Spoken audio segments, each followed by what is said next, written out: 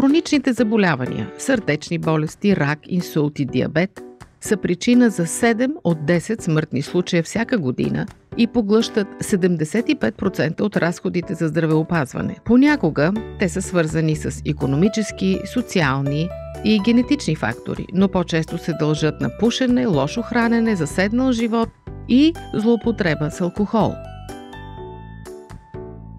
Това е факт. Но има надежда. Наблягането върху профилактиката в семейството, църквата, училището и обществото не само подобрява здравето, но и пести много пари. Инвестирането на $10 на човек годишно в утвърдени програми, които потикват към здравословен живот, спестява повече от $16 милиарда само в САЩ. Така че нека живеем по-дълго и бъдем по-здрави и нека спестим малко пари.